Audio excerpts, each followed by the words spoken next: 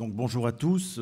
Je suis vraiment très heureux aujourd'hui de vous présenter avec Paul à mes côtés cette exposition Frédéric Bazille qui vient de débuter au musée d'Orsay et qui a connu en effet un joli succès pendant tout l'été au musée Fabre avec près de 120 000 visiteurs. Donc c'est vraiment un événement pour le musée. Vous savez que Bazille est né à Montpellier, qu'il a toujours gardé des attaches très fortes avec sa ville natale. Même s'il a vraiment toujours voulu travailler à Paris, Montpellier a toujours été un point de référence pour lui. Donc il était normal finalement que le musée de sa ville natale, le musée des Beaux-Arts, le musée Fabre, lui offre cette première très grande et complète rétrospective. Voilà, même s'il y a eu beaucoup d'autres projets dans le passé, comme on va le voir dans quelques instants. Donc l'exposition vient d'ouvrir au musée d'Orsay. C'est intéressant d'ailleurs puisque nous avons donc deux grandes expositions sur cette période des années 1850-1860 avec le Second Empire d'un côté et Frédéric Bazille, avec donc d'un côté une grande fresque, un petit peu un grand portrait de la société française de l'époque et un portrait d'un artiste oublié, donc Frédéric Bazille.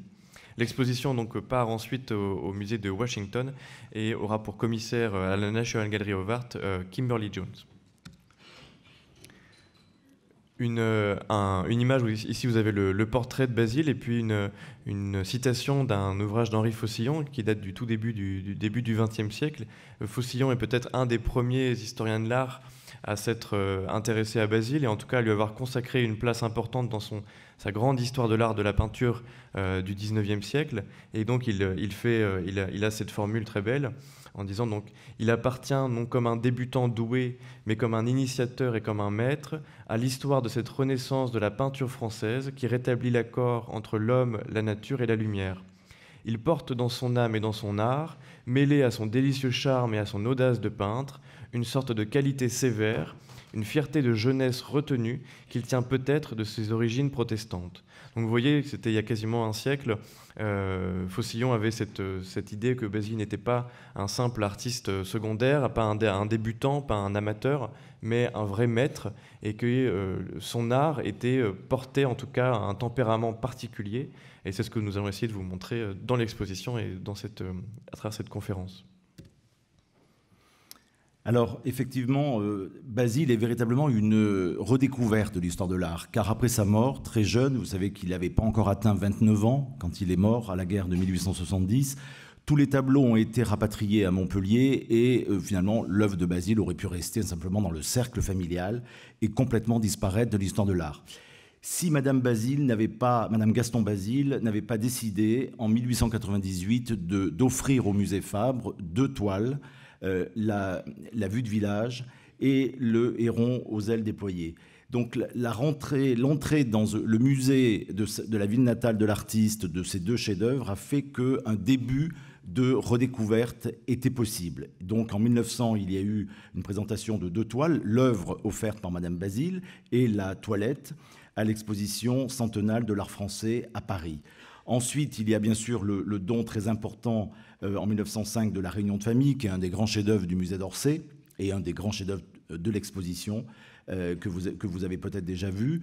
La première rétrospective, encore assez confidentielle en 1910, mais qui attire l'attention de conservateurs et surtout d'historiens d'art, parmi lesquels Gaston Poulain, un peu plus tard, dans les années 20, qui va s'intéresser à Bazille. Mais ce qui est important, c'est de voir aussi que le frère de l'artiste, Marc Bazille, son plus jeune frère, offre au musée Fabre, on le voit d'ailleurs dans le cliché du bas. Alors en haut, vous avez une vue de l'exposition de 1900, et en bas, vous avez Marc Bazille en conversation avec André Joubin, qui était alors conservateur du musée Fabre, grand connaisseur de Poussin et de Delacroix, et qui s'est beaucoup intéressé à l'œuvre de Bazille et qui a fait rentrer au musée Fabre plusieurs chefs-d'œuvre, dont la fameuse toilette que vous voyez accrochée dans les galeries, pas très loin d'ailleurs du héron aux ailes déployées que Madame Bazille avait offert au musée un peu plus tôt. Voilà, donc ça c'est vraiment un début de reconnaissance, encore timide. Il faut savoir aussi que la nièce de Bazille offre en 1937 un tableau très important, qui est d'ailleurs l'affiche de l'exposition du musée d'Orsay, la fameuse scène d'été, qui rentre dans un musée américain, le Fogg Museum à Harvard, dès 1937, donc dès avant la guerre. Une œuvre importante, majeure, du dernier salon de Bazille en 1870 est présente aux États-Unis. En 1941, pour le centenaire de sa naissance, il y a une exposition, mais on est au début de la guerre, au musée Fabre, donc en 1941. Et puis, en 1948, Gabriel Sarraute consacre une thèse à Frédéric Basile. Ensuite, en 1950, il y a eu une exposition importante à la galerie Wildenstein.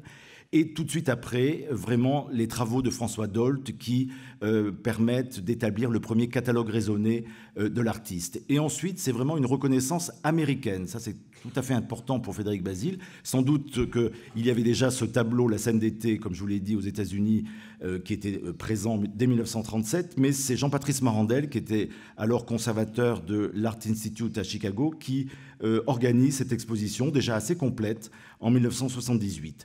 Ensuite, pour le 150e anniversaire de la naissance de l'artiste, il y a en 92 une exposition itinérante, d'abord au musée Fabre, avec un catalogue publié à la Réunion des musées nationaux. Il y aura une présentation qui suivra au Brooklyn Museum.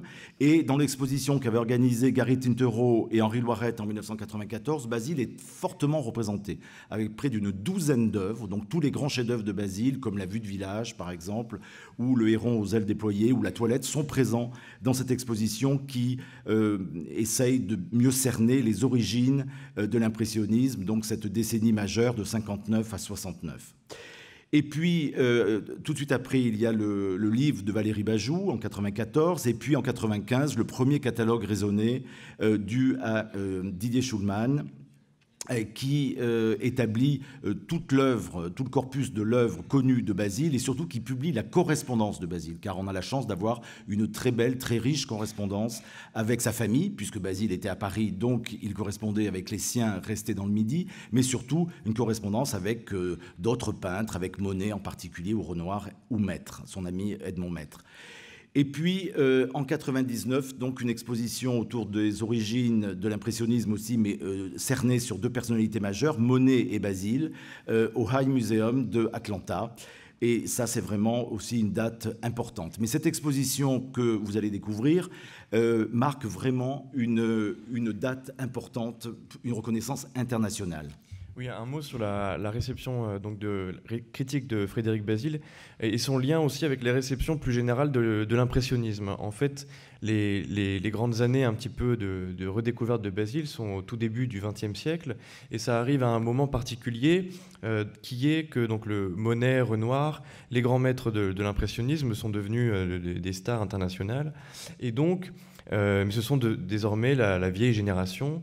Et petit à petit, en fait, les historiens de l'art, les amateurs, les critiques vont s'intéresser à leurs années de jeunesse et essayer de replonger un petit peu dans ces années 1860 pour voir un petit peu comment aussi s'est élaboré l'impressionnisme au moment où on essaye d'en retracer l'histoire. Et donc Basile va émerger à ce moment-là comme une figure un petit peu connexe à Renoir et Monet, et c'est ainsi qu'on va se réapproprier petit à petit cette peinture, donc des débuts de l'impressionnisme. Gaston Poulain, qui donc publie en 1932 son ouvrage Basile et ses amis, a par exemple rendu visite à Monet à Giverny, a recueilli en fait les témoignages de Monet, qui a justement dans ces dernières années raconté un petit peu ses années de jeunesse et parlé de la figure de Basile, qui juste là avait été complètement effacée en fait de l'histoire de l'impressionnisme.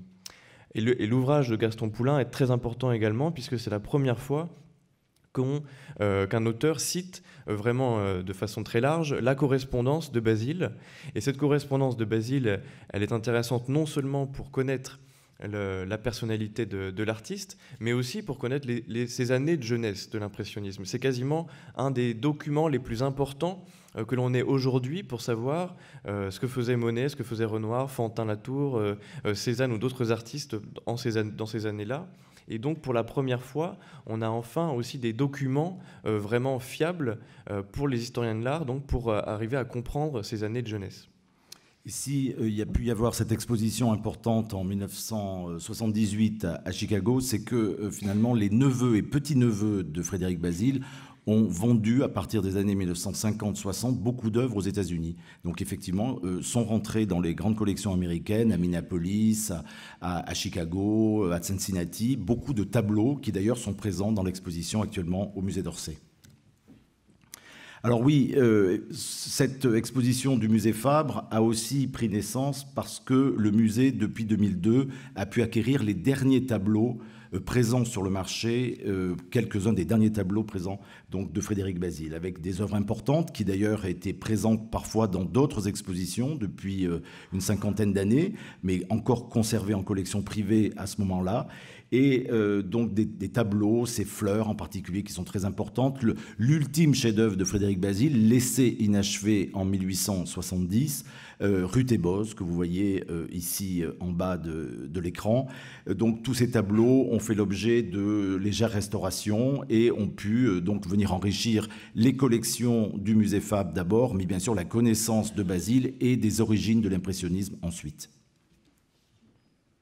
Donc le Bazille, c'est à peu près un corpus d'une cinquantaine d'œuvres. Je dis une cinquantaine puisque pour certains tableaux, l'attribution n'est pas tout à fait sûre, mais on est autour d'une cinquantaine de tableaux, ce qui est très peu. Bazille a peint pendant à peu près 7 ans. C'est une carrière très courte, mais on est assez fiers quand même dans l'exposition d'avoir réuni la majorité en fait, de l'œuvre de Bazille. Seuls vraiment très peu de tableaux manquent à cette rétrospective, et souvent pour des raisons... qui sont liés à des questions de dons et de legs.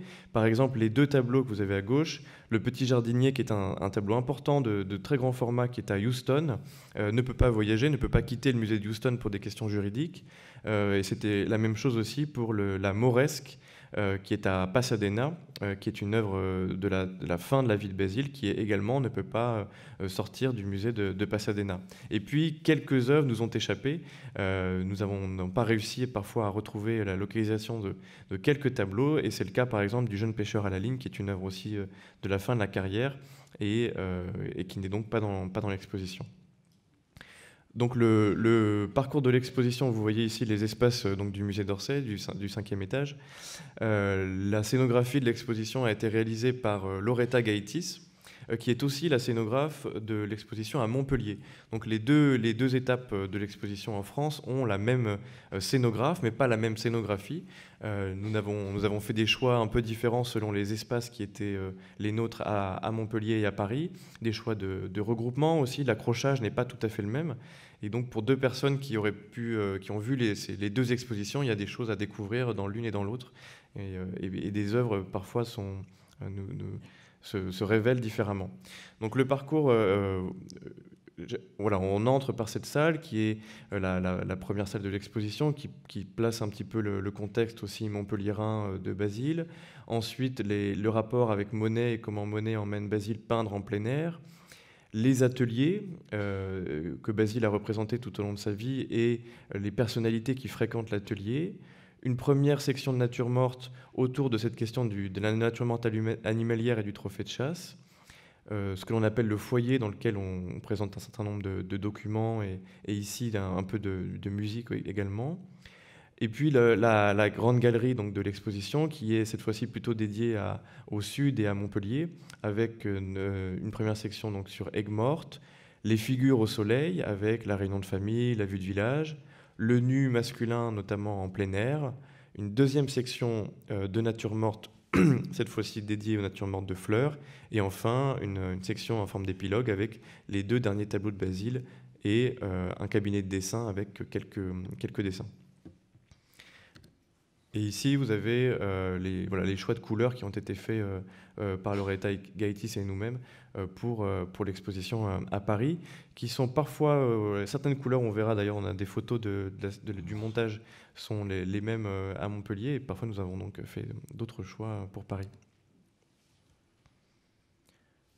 Alors de Montpellier à Paris, donc en fait, l'exposition parisienne accueille le visiteur avec ce superbe autoportrait de Frédéric Bazille qui est conservé à Chicago. Dans l'exposition de Montpellier, nous l'avions réuni avec les tableaux des ateliers pour bien montrer la camaraderie entre Bazille et ses amis Renoir, Monet, Sisley, qui l'hébergent souvent dans ses ateliers. Donc c'est un tableau charnière pour Basile qui, à ce moment-là, renonce vraiment à la médecine, on va en reparler, et surtout s'affirme comme peintre avec cette palette au premier plan qui donne une note de couleur sur ce camailleux ces teintes très sévères de noir, de blanc qui rappellent la palette de Manet. Et le cadrage met en évidence la très haute silhouette de Frédéric Basile, très reconnaissable. Donc il mesurait pas loin de 1,88 m. Donc c'était un très très grand jeune homme qu'on retrouve d'ailleurs dans l'atelier des Batignolles, très repérable à sa très haute stature. Alors effectivement, là c'est le début de Frédéric Basile, c'est la section de l'exposition du musée d'Orsay avec Montpellier. Alors on a voulu, avec quelques tableaux, simplement évoquer ses origines, cette formation montpelliéraine, avec d'abord cette copie que Frédéric Basile fait dans le musée de sa ville natale, donc au musée Fabre, la fameuse Le mariage mystique de Sainte-Catherine d'Alexandrie, qui est un tableau offert par Fabre, qui est rentré dans les collections avec la donation de 1825, et qui était tableau vénitien. Donc tous ces jeunes artistes de la génération de Basile, comme Fantin-Latour ou Cézanne, s'intéressent beaucoup à cette école de peinture liée à la couleur, à la richesse de la touche. Et donc Basile a peint ce tableau durant l'été 1864, et lors du démontage de l'exposition, nous avons pu, pendant une petite heure, amener ce tableau, l'original, à côté de la copie, qui est aujourd'hui conservée dans la petite église de Bonne-la-Rolande, puisque c'est le père de Frédéric Basile, Gaston Basile, qui l'a offert à cette église en souvenir donc de la mort de son fils lors du conflit franco-prussien. Voilà, donc Montpellier. Alors Montpellier, Basile est issu d'une famille de notables montpelliérains de religion réformée. Il grandit dans l'hôtel urbain Grand Rue, et pas loin de l'hôtel de la famille Basile habitait Alfred Bruyas, dans l'hôtel Plantade. Et Bruyas avait rassemblé une collection remarquable de peintures modernes, en particulier de Delacroix et surtout de Courbet. Là, vous voyez le portrait de l'amateur par Gustave Courbet en 1853, le fameux tableau Solution, et puis un tableau de Glaise, qui est un autre montpelliérain, qui montre Bruyas entouré de ses amis avec sa collection, les Cabanel sur le mur, son père aussi, il est en train de présenter un tableau à ses amis. Donc c'est dans cette atmosphère finalement très éclairée, avec déjà un amateur de premier plan, voisin des Basile, que grandit Frédéric Basile. Il a bien sûr vu les chefs-d'œuvre de Courbet, La Rencontre, qui est un de Bonjour Monsieur Courbet, qui est un des plus célèbres tableaux de la collection Bruyas, qui est aujourd'hui un des chefs-d'œuvre du musée Fabre. Et bien sûr, il a en tête ces tableaux lumineux, ces tableaux de plein air qui vont être un défi pour lui quelques années plus tard à Paris. Donc Basile, en fait, dès qu'il est à Montpellier, commence des études de médecine, et en même temps aussi se forme un petit peu au dessin dans l'atelier d'un sculpteur montpelliérain qui s'appelle Baussan. Et vous avez à gauche un médaillon, donc un portrait de Basile de profil fait par ce sculpteur Baussan. Et puis Basile, donc, à la fin de l'année 1862, quitte Montpellier pour Paris pour y poursuivre ses études de médecine. C'est d'abord pour ça qu'il va à Paris, et il le dit à ses parents. Et en même temps, évidemment, lui, partant à Paris, en profite dès qu'il arrive là-bas pour s'inscrire dans un atelier, l'atelier du peintre Charles Glaire. Donc on a eu l'exposition au début de l'année à Orsay. Et c'est là qu'il rencontre en fait Alfred Sisley, Auguste Renoir, Claude Monet, qui vont être vraiment ses amis pendant ces années 1860, et un petit peu le noyau dur de ce début de l'impressionnisme. Donc chacun y arrive par des voies un petit peu différentes. Renoir, par exemple, va dans l'atelier de Charles Glaire et en même temps à l'école des Beaux-Arts. Monet n'y passe en fait que quelques semaines au début de l'année 1863 pour faire plaisir à ses parents, mais en fait très vite quitte l'atelier. Basile, lui, va y rester 2 ans, entre 62 donc, et 64. Donc ils ont un petit peu des parcours différents. On a tendance un petit peu aussi à uniformiser la carrière de ces jeunes peintres qui, en fait, dès le début et ensuite également, auront des voies assez différentes.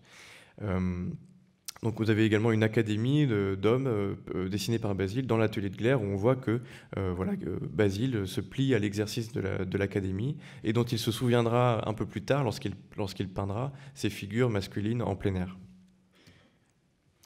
Alors ça, c'est un tableau important du début de la carrière de Basile. Basile vient juste de renoncer à passer ses derniers examens et il envoie à Montpellier ce tableau qu'il achève pendant la fin du printemps 1864, et il veut montrer à ses parents de quoi il est capable. Alors finalement, ce tableau de jeune d'études de nu résume tout son enseignement auprès de Charles Gleyre pendant 2 ans, et dialogue bien sûr avec l'Olympia de Manet, avec cette étoffe piquetée de fleurs au centre de la composition, le corps très rapproché, cette absence de ce réalisme aussi très, très caractéristique de Frédéric Basile, ces taches de couleur aussi qui rappellent Manet, et surtout cette façon de finalement défier le goût exquis de Cabanel, son compatriote Cabanel, qui avait triomphé au salon de 1863 et que Basile détestait. Voilà, donc c'est vraiment un tableau important qui montre vraiment le début de l'art de Frédéric Basile et surtout son attachement à la figure. C'est quelque chose qui va revenir tout au long de sa carrière. Il est bien moins paysagiste d'une certaine façon que Monet. Alors justement, on va parler de paysage avec cette donc deuxième section de l'exposition qui s'appelle Sur le motif et qui donc est dédiée à cette relation un petit peu entre Monet et Basile au début des années 1860. Donc dès le printemps 1863, Monet s'ennuie dans l'atelier de Gleyre et propose à ses amis Renoir, Basile et Sisley de l'accompagner pour aller peindre en forêt de Fontainebleau comme le faisaient les peintres de l'école de Barbizon et tout ce que Paris compte de jeunes paysagistes. Donc les 2 hommes partent en forêt de Fontainebleau, ça je reviendrai après. Partent en forêt de Fontainebleau, ils y peignent côte à côte. Malheureusement, de ce premier séjour à Fontainebleau, on ne conserve pas d'œuvres de Basile, on conserve uniquement des œuvres de Monet, et il faudra attendre l'année 1865. Basile retourne à ce moment-là encore à Fontainebleau avec Monet pour avoir des œuvres, cette fois-ci, donc de Basile. Ici, vous avez un tableau donc, sur la droite conservé au musée d'Orsay, qui d'ailleurs était dans la collection de Fantin-Latour et qui a été donné aux collections nationales par la veuve de l'artiste, où vous avez donc un sous-bois Fontainebleau, où on voit bien à la fois l'influence notamment de l'école de Barbizon, avec cette manière assez méticuleuse, ce jeu sur des lumières assez douces, et puis en même temps l'influence de Monet évidemment dans le cadrage, dans le rendu du ciel aussi plus lumineux, et enfin aussi une influence aussi de la photographie, alors pas forcément une influence, mais en tout cas une certaine vision commune des photographes et des jeunes peintres de cette nouvelle génération réaliste, qui aborde la nature de la même manière. Ce n'est plus une nature religieuse, panthéiste, romantique. C'est vraiment un morceau de nature qui est coupé comme ça dans le réel par le cadre du tableau, que ce soit dans la photo ou dans la peinture. Les 2 hommes vont également en Normandie. Monet emmène Basile au Havre, à Honfleur et à Sainte-Adresse en 1864.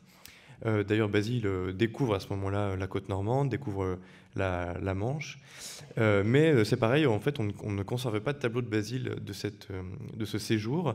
La seule marine que l'on connaisse de Basile, donc c'est cette plage à Sainte-Adresse conservée au musée d'Atlanta, qui date de l'année 1865, qui est d'ailleurs la seule marine peinte par Basile. On aurait pu imaginer qu'il aurait peint la Méditerranée aussi, puisque c'était très proche de Montpellier, mais nous n'avons pas de vue de la mer Méditerranée chez Basile, nous avons uniquement cette marine, qui en fait est une copie d'un tableau de Monet, que vous voyez un petit peu en dessous, qui est un tableau qui lui est conservé à Minneapolis. Le tableau de Monet a été peint en plein air donc par l'artiste à Sainte-Adresse en 64, peut-être avec Basile à ses côtés. Et en fait, l'été suivant, en 65, Basile répond à la commande de son oncle qui lui commande 2 tableaux décoratifs, probablement des dessus de porte. Et il réalise d'un côté une vue du domaine agricole donc de Saint-Sauveur, qui est à côté de Montpellier, et en pendant une marine. Et pour cela, tout simplement, il regarde dans l'atelier qu'il partage alors avec Monet et prend pour exemple une marine laissée par Monet dans l'atelier. Donc c'est dire aussi le rapport un petit peu aussi presque de maître et élève qui existe entre Monet et Basile à ce moment-là. Quand on lit la correspondance aussi de l'artiste, on voit souvent Monet qui est un peu admoneste souvent Basile, en lui demandant s'il travaille bien, s'il a fait des progrès, s'il avance ses compositions, s'il se lève tôt. Enfin, et il y a une forme de Monet un peu, c'est un peu le coach de Basile à ses débuts.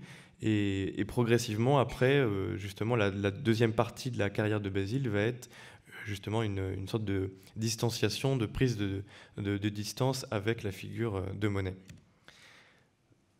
Alors, les ateliers, c'est une section importante de l'exposition avec sur la gauche une vue, un détail de l'atelier de la rue de Fürstenberg. Alors, Basile a attaché toujours une très grande importance à l'atelier. Posséder un atelier, pour lui, c'était absolument fondamental.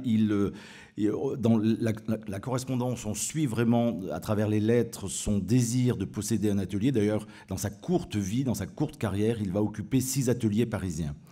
Le second, c'est celui de la rue de Fürstenberg, qui existe toujours d'ailleurs, qu'il loue avec Monet. L'une des rares fois d'ailleurs où Monet a quelques subsides pour prendre le bail avec Basile. Et ils ont 2 chambres, donc de chaque côté, et un grand atelier où Basile dispose tous les tableaux en hommage à son ami. Et un des aspects de l'exposition, ça a été de retrouver les tableaux qui sont représentés sur ces murs et de les rapprocher, bien sûr, de cet atelier de la rue de Fürstenberg qui est rentré il y a une trentaine d'années dans les collections du musée Fabre, qui a fait l'objet d'ailleurs d'un léger allègement pour l'exposition, et qui montre aussi avec quel soin très méticuleux, très maniaque, Basile a aménagé son atelier. Alors il a acheté ce fauteuil Voltaire qu'on retrouvera dans l'atelier de la rue La Condamine, et puis la table à écrire et tous ces détails qui montrent que Basile n'a pas que la peinture en tête. Hein. C'est un jeune homme qui s'intéresse beaucoup à la littérature, à la poésie, à la musique surtout, et il n'a pas encore l'audace de se représenter lui-même dans son atelier, et il a simplement mis au premier plan, à même le sol, cette boîte de couleurs ouverte qui montre que Basile est là présent, mais pas finalement totalement. Il n'a pas encore investi les lieux, mais il est présent finalement partout.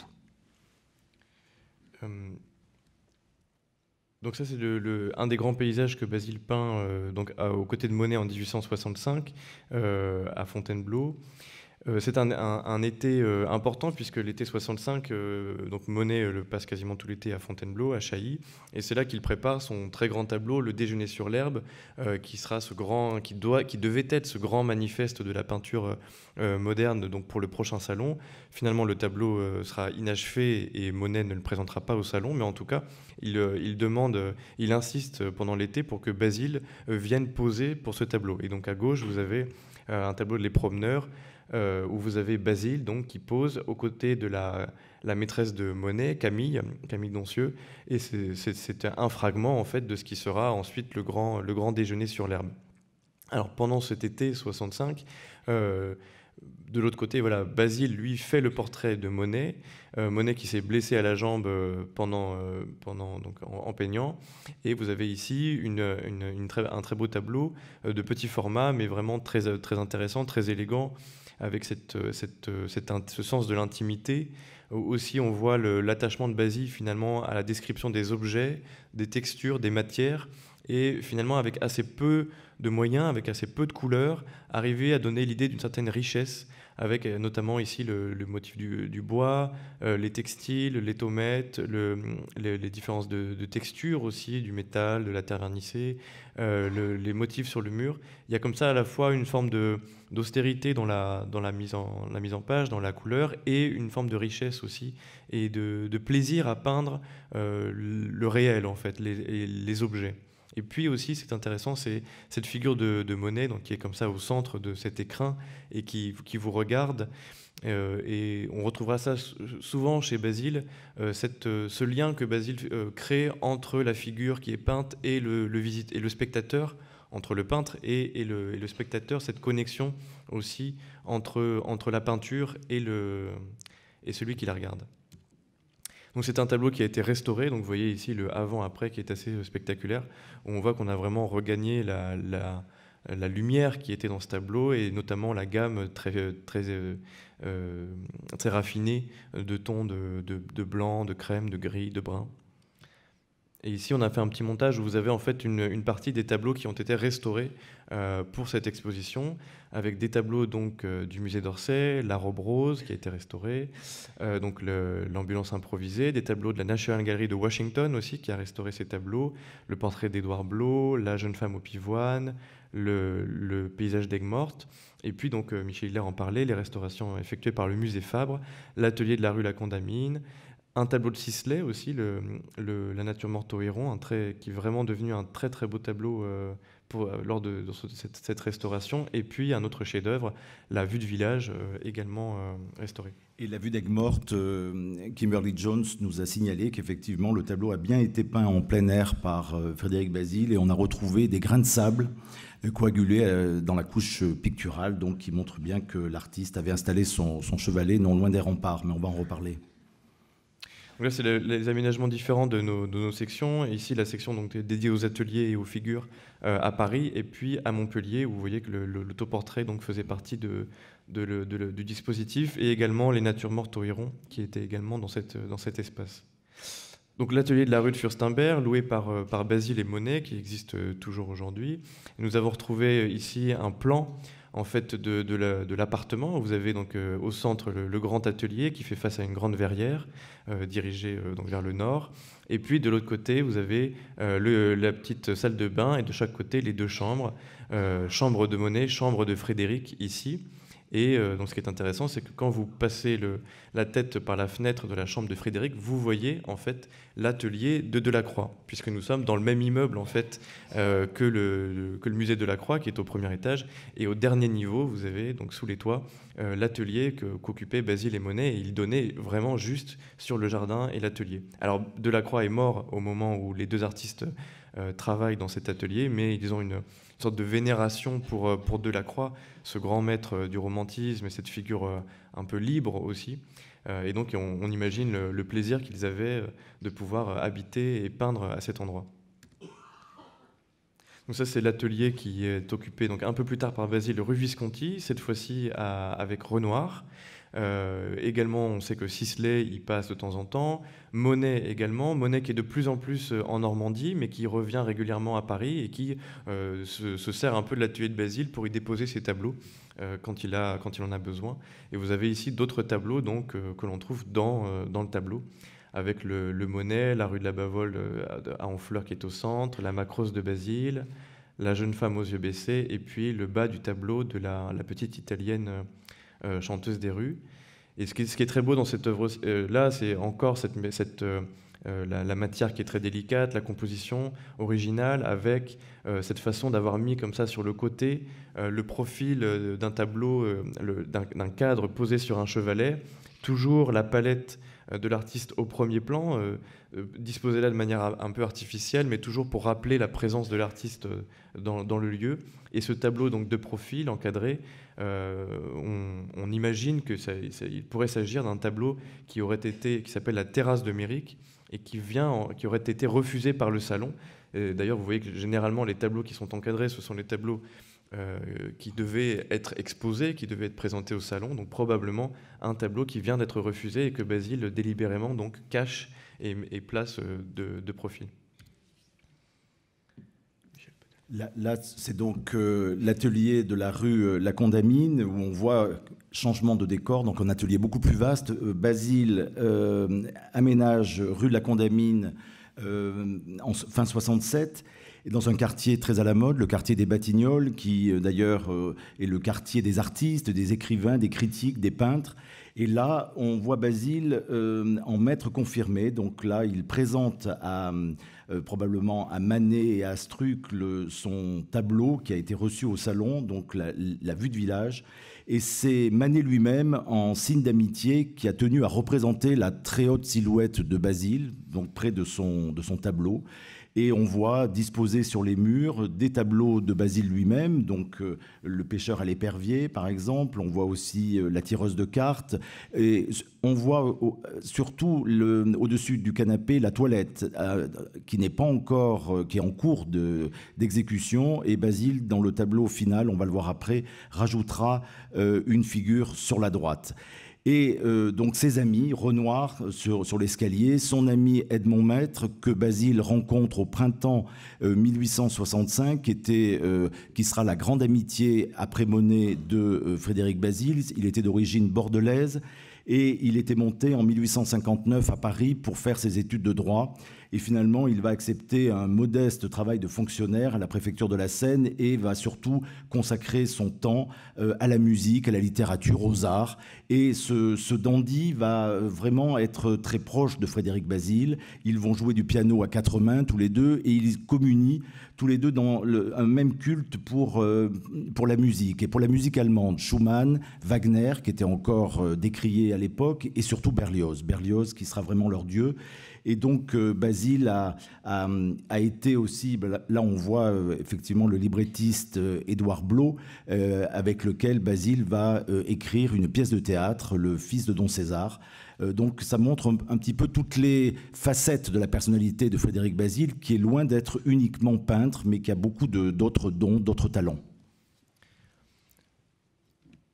Alors, si on revient rapidement sur le tableau, donc la rue La Condamine, ce qui est intéressant, c'est qu'au même moment, en fait, Fantin-Latour peint son grand tableau L'Atelier aux Batignolles, qui réunit à peu près les mêmes protagonistes. Cette fois-ci, par contre, c'est évidemment Manet qui est le centre de l'attention, qui est en train de peindre.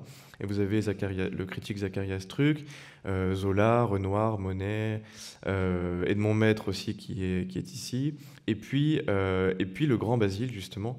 Et ça qui est intéressant aussi, c'est de voir qu'en 1870, Basile n'est plus du tout une figure d'amateur ou d'élève un petit peu secondaire. Au contraire, c'est devenu un protagoniste majeur de cette nouvelle école. Il est placé au premier plan et c'est vraiment une figure importante. Et c'est une figure importante aussi parce que ces tableaux sont visibles au salon, plus qu'en fait ceux de ses amis. Par exemple, la majorité des tableaux de Monet à la fin des années 60 sont quasiment tous refusés au salon. Tous les grands tableaux, tous les grands formats, par exemple les femmes au jardin, vont être refusés au salon, alors que les tableaux de Basile, comme la réunion de famille, la vue de village, la scène d'été, sont des tableaux qui sont visibles. Et finalement, donc, Basile s'attire l'attention des critiques et devient une figure aussi importante que celle de ses amis. Et d'ailleurs, c'est assez intéressant de voir la place qui est donnée à Monet dans le tableau de Fantin, qui est vraiment la portion congrue, alors que la silhouette de Basile domine largement. Donc le tableau était présenté à Montpellier, et malheureusement il n'est pas à Paris, puisqu'il est donc dans l'exposition Fantin-Latour, où il est très bien d'ailleurs. Donc les amis de Basile, Edmond Maître et Renoir, et là c'est intéressant de comparer les deux, probablement peints à quasiment les mêmes années, et de voir la manière aussi différente avec lequel peint Basile. Le tableau d'Edmond Maître qui est beaucoup plus fini, beaucoup plus tenu aussi dans le faire, alors que le tableau de Renoir est quelque chose de fait beaucoup plus rapidement, d'esquissé. Le fond est laissé volontairement inachevé. Et même dans la pose, vous voyez que vous avez le même fauteuil, hein, c'est un même fauteuil de bureau canné, à fond canné. Donc Edmond Maître est pose de profil, c'est une sorte de pose un peu d'intellectuel en train de lire avec le cigare. Et puis au contraire, donc Renoir a les genoux repliés, une pose beaucoup plus naturelle, beaucoup plus spontanée. Et donc vous avez ces deux pôles finalement dans la manière de Basile, et deux tendances qui n'est jamais résolue d'ailleurs jusqu'à la fin de sa vie, et qui est le propre aussi d'une œuvre de jeunesse, qui est finalement Basile n'a pas choisi, n'a pas encore fait le choix d'un style, d'une manière. Il n'a pas trouvé une formule, et donc chaque tableau est aussi l'occasion d'expérimenter quelque chose de nouveau, et c'est un des points intéressants quand on étudie une œuvre comme celle-là. Donc on parlait du rapport entre Basile et la musique, rapport qui se concrétise avec le premier tableau de très grand format que peint Basile, qui s'appelle, on n'a pas vraiment son titre, mais c'est une jeune femme en fait que vous voyez ici, qui est en train de jouer du piano, avec un homme dans un canapé qui est en train de l'écouter, qui est allongé. Ce que vous voyez là, c'est une radiographie, puisque le tableau en fait nous pensions qu'il avait disparu, qu'il avait été perdu ou même détruit, et en fait il a tout simplement été recouvert par une composition postérieure. Donc ce tableau a réapparu, on a redécouvert, ça fait partie je pense vraiment des grandes découvertes liées à ce projet d'exposition et qui nous permet donc d'avoir accès à ce premier grand tableau que Basile présente au salon de 1866 et qui va être, pas en 66, et qui va être refusé par le jury. Donc ce qui est intéressant, voilà, c'est un grand format, une scène de genre sur un sujet musical. Et peut-être, sans doute, non, peut-être la manière de Basile était encore à ce moment-là peut-être trop pas assez sûre d'elle pour plaire au jury. Et puis le sujet aussi peut-être a été un peu inconvenant, puisque vous voyez que c'est un tableau qui fait à peu près 1,50 m sur 2 mètres de long, ce qui n'est pas du tout le format traditionnel pour ce type de scène de genre anecdotique, où on a plus l'habitude de beaucoup plus petits formats. Et donc au même salon, par contre, l'ami Monet, lui, arrive à présenter un tableau, Camille, qui n'est pas dans l'exposition, mais que je vous présente ici. Et c'est intéressant, puisqu'en fait, vous voyez que la jeune femme porte la même robe, c'est cette même robe verte rayée. En fait, Monet s'est inspiré du tableau de Basile pour, à la dernière minute, quelques semaines avant le salon, lui emprunter cette robe pour en faire le sujet de son tableau. Et ce tableau, Camille, va être vraiment le premier succès de Monet au salon. Ce qui est intéressant aussi, c'est de ce tableau disparu, finalement, a peut-être eu une influence sur d'autres peintres, puisque Basile avait son atelier ouvert à des artistes, évidemment, et notamment à Degas, avec ce tableau vraiment extraordinaire qui représente donc Madame Manet jouant du piano et Manet l'écoutant. Et on retrouve en fait quasiment exactement la même disposition, le même choix de la femme de profil, avec ce même corsage clair et la robe rayée, et puis la pose de l'homme comme ça, un peu avachi sur le canapé, qui écoute la jeune femme. Et ça, c'est aussi une iconographie nouvelle. Jusqu'à présent, quand les peintres représentent des musiciens, le musicien est plutôt seul au piano, et cette idée d'avoir un personnage qui écoute la musique et qui donc finalement nous met dans la position, dans l'idée nous suggère l'écoute, ça c'est une nouveauté, et peut-être donc que Basile est responsable, en tout cas un acteur de cette nouvelle iconographie. Ça, c'est l'ensemble des radiographies qui ont été réalisées à l'occasion de l'exposition. Donc effectivement, ce tableau dont vient de vous parler Paul, qui en fait se trouve derrière Ruth et Bosse, donc la dernière composition de l'artiste. Et je crois que c'est vraiment un des apports de cette exposition d'avoir permis de retrouver des compositions sous-jacentes et montrer aussi comment les artistes souvent réutilisent les toiles, les retournent pour des raisons souvent économiques. En tout cas, c'est très vrai pour des artistes comme Renoir ou Monet, mais même pour Basile, quand il se montre insatisfait d'une composition, il n'hésite pas à la reprendre, à la retourner. Et ce tableau qu'on croyait perdu, puisqu'il avait été refusé au Salon de 66, Basile l'avait expédié à Montpellier. Et au soir de sa vie, finalement, lors de son dernier été, il le retrouve, il le retourne et peint Ruth et Bosse. Donc ce thème des radiographies et la redécouverte de ce tableau nous a amené à... On voulait intégrer cette découverte dans l'exposition, dans le parcours. Alors dans le catalogue, c'était plus simple, on a fait un texte, un essai, mais dans l'exposition, c'était plus complexe. On s'est posé la question à un moment donné d'exposer une radiographie, mais finalement, c'est pas forcément le meilleur choix, et donc on s'est tourné vers le numérique, qui est ici est bien utile, et nous avons en fait développé entre Montpellier et Orsay un programme qui permet en fait de façon un peu ludique de partir à la recherche de ce tableau et de découvrir donc quelques radiographies, et enfin donc d'accéder à cette œuvre redécouverte. Et c'est important puisque c'est vraiment ici le numérique joue vraiment son rôle, qui est de donner accès à quelque chose qui ne peut pas être présenté dans l'exposition. Ce n'est pas simplement un gadget où il n'y a rien de redondant vraiment dans l'application. Au contraire, c'est vraiment apporter quelque chose de neuf avec un médium nouveau. Une section dédiée aux natures mortes, on va passer un peu rapidement parce que je vois que le temps file. peut-être ces trois tableaux, Michel. Oui, donc là, nous avions réuni sur un même mur à Montpellier ces 3 tableaux qui ont fait l'objet d'une légère restauration, en particulier pour le Sisley. Donc c'est d'abord ce fameux héron aux ailes déployées de Frédéric Bazille, qui est un de ses chefs-d'œuvre, qui a été, comme je vous l'ai dit au début, offert par Madame Bazille au musée Fabre. Donc finalement, on doit un peu à ce tableau et à la vue du village la redécouverte de l'artiste. Au centre, vous avez le tableau de Renoir qui montre Bazille, sa grande silhouette un peu cassée, recroquevillée devant son chevalet. C'est important de noter aussi que ce tableau a appartenu à Manet.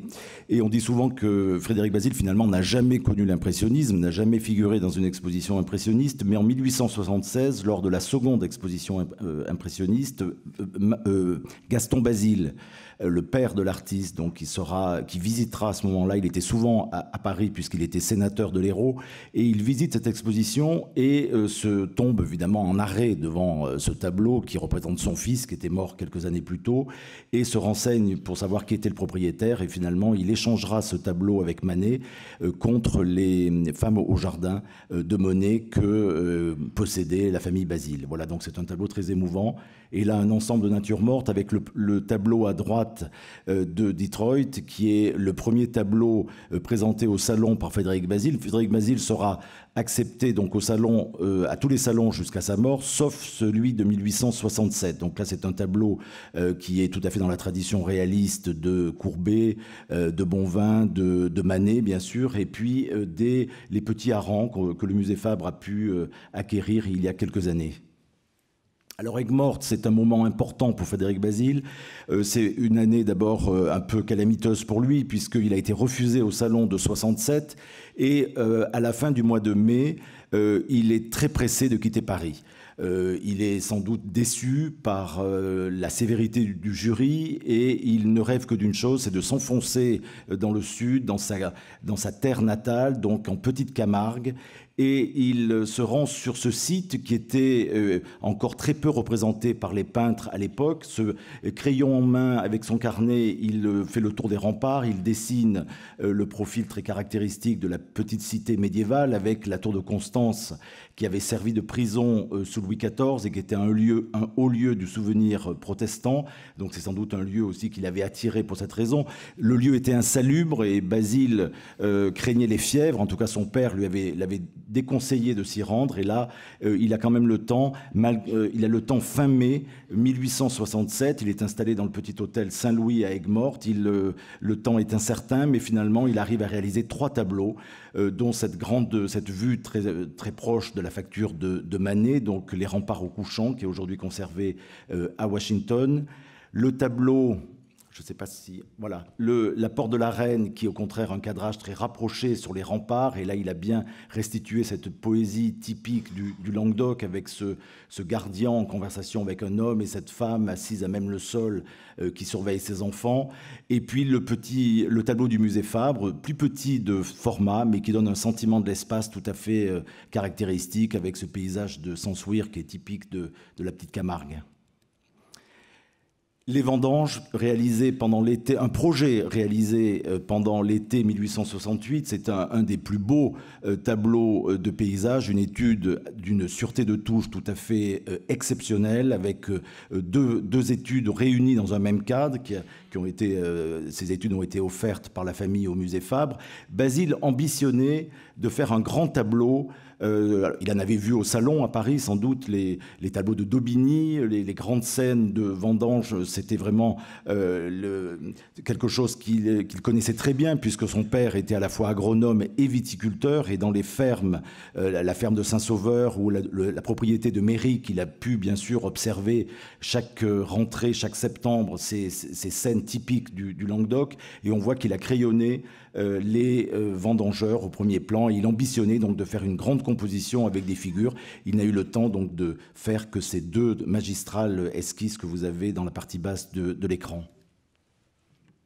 Ben là, C'est une vue donc effectivement du musée d'Orsay qui est très proche pour le coup de celle de Montpellier, puisqu'on avait installé une petite section liée au sud à la lumière avec les tableaux d'Aigues-Mortes, et puis bien sûr le même été, puisque dès le mois de juin 1867, après avoir séjourné à Aigues-Mortes, comme je vous l'ai dit, Basile rejoint sa famille au domaine de Méric. Ce domaine de Méric, on n'en a pas parlé, mais c'est vraiment un domaine qui est exceptionnel, qui est une vieille maison du XVIIe siècle qui était tombée dans la famille Basile depuis le XVIIIe siècle, qui venait d'ailleurs de la mère de Frédéric Basile.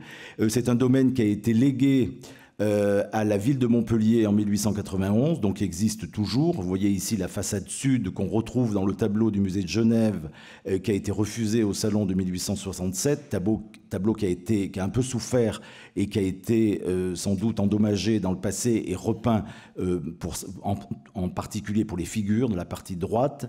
Donc ce domaine, Basile, est vraiment très attaché au domaine de Méric. C'est un domaine qui est aux portes de Montpellier, en face du village de Castelnau. Il y a la rivière le Lez qui coule en contrebas. Et chaque été, il passe plusieurs mois, 3 mois, 4 mois, dans ce domaine qui va vraiment être pour lui le paradis des grandes vacances, comme le dira Gabriel Sarraute en 1948. Et là, dans le jardin, avec les jeux d'ombre et de lumière, dans les allées, ici le marronnier avec le massif de Capucines au premier plan, les lauriers roses inondés de lumière. C'est un tableau qu'il fait pendant l'été 67 et qui est presque un peu la répétition du chef-d'œuvre d'Orsay, donc la réunion de famille. On voit ce banc avec une figure esquissée qui n'est pas encore réalisée, avec ce tableau qui est vraiment le chef-d'œuvre de Basile de l'été 67, qui a été en particulier presque totalement monté en plein air. Donc les nièces de Basile en parlaient bien après sa mort. Elles se souvenaient d'avoir posé sur la terrasse supérieure de Méric avec la famille au grand complet. Alors c'est un été très particulier puisque la cousine germaine de Basile, Pauline, venait de se marier en juillet. Donc on la voit avec son mari, donc Émile Telon. Il y avait chaque été, en août, l'anniversaire de Gaston Basile, qui était premier adjoint au maire de Montpellier depuis 1867. Donc Camille Vialard, la mère de l'artiste, qui est ici au premier plan sur ce banc qu'on a vu dans les lauriers roses dans le cliché précédent. L'oncle de Basile, ici à gauche, avec Basile lui-même à l'extrémité de la composition. Au centre, la sœur de Camille Vialard, donc la tante de Frédéric Basile. Une autre cousine germaine, Thérèse, qui a 17 ans, qui est en fait la même figure que la robe rose, la jeune femme du musée, le chef-d'œuvre du musée d'Orsay, où elle est représentée à l'âge de 14 ans. Et à l'arrière-plan, Marc Basile, qui va épouser sa fiancée, donc Suzanne Tissier, qui, en septembre 1867, est en fait est aussi la dernière cousine germaine de Frédéric Basile, donc Camille. Alors on va voir le dessin après, il a beaucoup cherché la mise en place de ces figures. Vous voyez dans le dessin qu'il avait d'abord représenté un chien au premier plan et surtout la figure de sa cousine debout, ce qui créait un groupe finalement assez compact au centre de la composition. Et il a eu cette idée tout à fait géniale d'installer sa cousine germaine donc au centre de la composition, se retournant de dos vers le spectateur avec cet effet un peu de daguerréotype qui est tout à fait saisissant et surtout une facture très différente avec une facture plus tenue, plus finalement sévère aussi pour les figures en demi-pénombre et à l'arrière-plan au contraire une facture beaucoup plus large, beaucoup plus déliée qui montre que Basile voulait créer un effet de plein air tout à fait saisissant avec la plaine qui aujourd'hui bien sûr méconnaissable à Montpellier, mais en tout cas c'est un paysage et une ouverture sur la plaine littorale qui est tout à fait extraordinaire. Alors en 1868, alors 67, c'est la réunion de famille. L'été suivant, Basile séjourne encore à Montpellier et réalise ce chef-d'œuvre qui, avec le héron aux ailes déployées, a été offert au musée Fabre en 1898 par Madame Gaston Basile. C'est sans doute le chef-d'œuvre avec la réunion de famille de Frédéric Basile. Il a fait poser une petite Italienne qui était la fille des métayers de sa famille au domaine de Saint-Sauveur. Et là, il installe dans un petit bois au-dessus de la propriété de Méric, elle est assise à même le sol, elle a revêtu les habits du dimanche, et elle domine la rivière le Lez, à moitié asséchée en cette période de l'année, avec une vue panoramique donc sur le village de Castelnau, construit avec une touche très sûre, en pleine lumière, donc qui préfigure déjà Cézanne. Et c'est un tableau là aussi très construit avec ce pin qui cale la composition sur la droite. Et c'est un tableau qui réalise un petit peu toute l'ambition de cette nouvelle peinture au cours des années 60, d'intégrer une figure dans un cadre de plein air, donc toute l'ambition de Manet, bien sûr de Monet. Et Basile, là, a vraiment réussi. Et vous voyez l'extrait de cette lettre souvent citée et très importante de Berthe Morisot à sa sœur le 1er mai 1869. Donc pendant l'été 69, Basile peint deux grands tableaux, en fait, deux compositions qui sont un peu symétriques, qui sont presque des pendants, qui ont le même format. La vue de village avec une jeune fille donc habillée dans un paysage, et le pêcheur à l'épervier, un homme cette fois-ci nu, mais dans un paysage. Et vous voyez ici deux vues, l'exposition à Paris et l'exposition à Montpellier. Les deux œuvres n'étaient pas dans les mêmes salles, mais à chaque fois nous avons trouvé le moyen d'avoir les deux œuvres un peu dans le champ de vision en même temps. Donc à Paris, donc cette section sur le nu masculin, on voit justement que finalement Basile pousse cette question de la figure en plein air. D'abord, c'est un portrait, une scène de genre familial, puis une jeune fille dans la nature. Et en fait, on voit que progressivement, Basile va pousser en fait ce sujet moderne vers en fait une forme d'iconographie classique. Et l'idée progressivement est d'arriver à ces figures d'hommes nus ou plus ou moins nus dans la nature qui sont une image en fait d'une forme d'Arcadie, de nouvelle Arcadie, et donc de la problématique moderne de la figure en costume contemporain dans un paysage peint sur le motif. Basile va évoluer vers quelque chose de très personnel finalement, qui n'appartient qu'à lui et qui est vraiment ce qu'il apporte à cette période, à cette peinture. C'est justement cette idée de l'harmonie en fait entre la figure et la nature, ce classicisme qui lui vient peut-être justement de son éducation méditerranéenne, la fréquentation du musée Fabre aussi, qui a des collections classiques très importantes, et puis un tempérament aussi sans doute personnel qui le porte à ce type de composition. Donc ici, le pêcheur à l'épervier, on a mis en comparaison deux autres nus masculins peints à peu près à la même époque. Cabanel, donc, où on voit là le nu, l'académie, mais cette fois-ci, évidemment, le sujet traditionnel, Adam, alors que Basile peint une figure anonyme et réaliste d'un homme, disons, dont le seul prétexte est ce travail, donc la pêche. Et puis Cézanne aussi en même temps, qui est peut-être l'autre grand peintre du nu masculin et qui va, après la mort de Basile, prendre un peu le relais avec donc toutes ces compositions de baigneurs. Donc ici la scène d'été, peinte l'été suivant, qui est un peu le dernier chef-d'œuvre de Basile, préparé par des dessins également. On voit comment Basile met en place sa composition avec une sorte de collage en fait de figures dans un paysage un peu arcadien, mais qui est observé quand même sur le motif, avec toujours chez Basile cette idée du premier plan dans l'ombre et puis de la trouée de lumière à l'arrière-plan. Et cette fois-ci, il place à l'arrière-plan, ce qui est plus audacieux qu'auparavant, des figures dans la lumière et pas uniquement des figures dans l'ombre. Et ces figures dans la lumière qui sont vraiment le point de mire de la composition, avec notamment la couleur du maillot qui vient faire vibrer toute l'harmonie plutôt bleu-vert de la composition.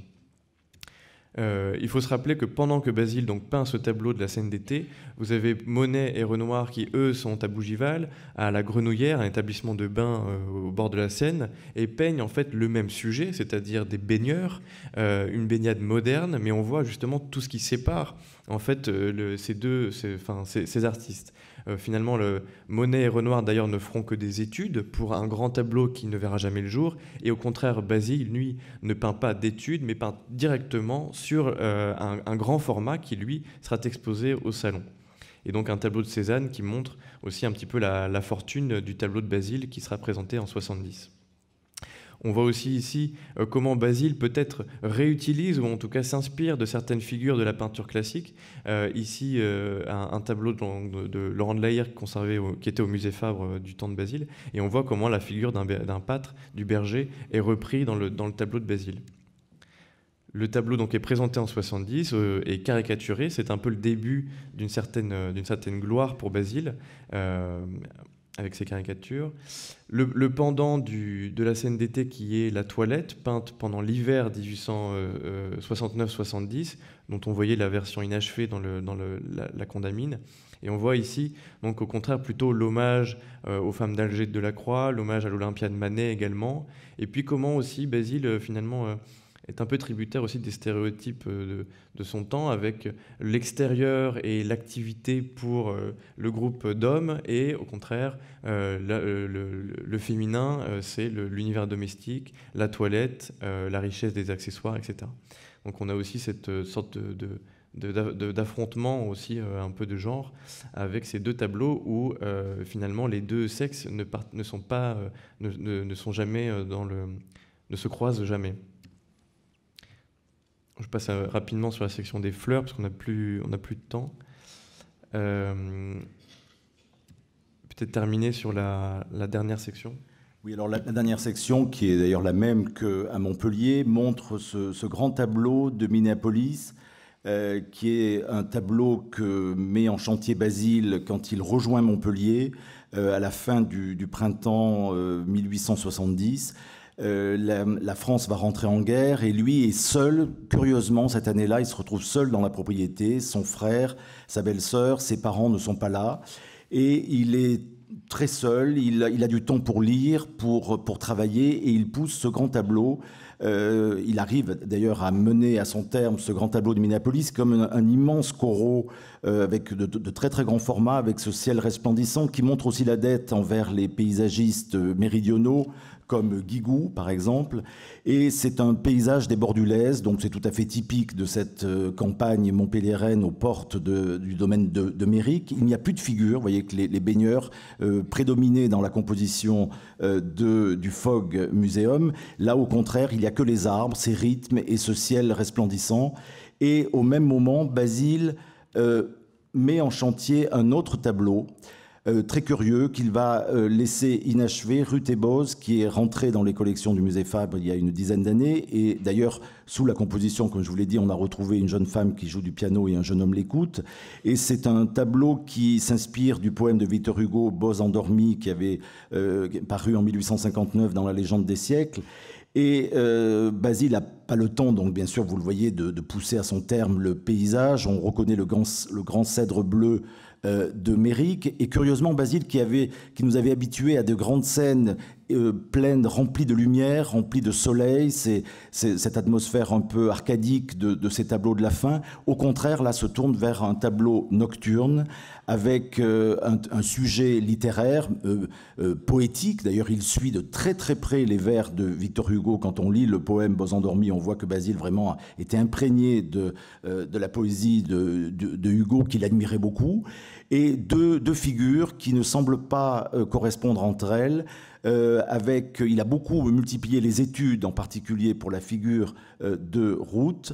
Et on a retrouvé d'ailleurs tous ces dessins qui sont aujourd'hui conservés chez les descendants de Frédéric Basile. Et Basile, sans préavis, au mois d'août 1870, alors qu'il ouvrait peut-être une autre voie dans sa carrière vers le symbolisme, vers Puvis de Chavannes, qu'il avait félicité au Salon à plusieurs reprises dans les années précédentes. En tout cas, c'est une énigme. Il pose les pinceaux et le 16 août 1870, il descend à Montpellier. Il rejoint Montpellier pour s'enrôler dans le régiment des Zouaves, qui était un des plus sévèrement exposés. Il va, pendant les mois suivants, itinérer entre l'Algérie, la Franche-Comté et le Loiret.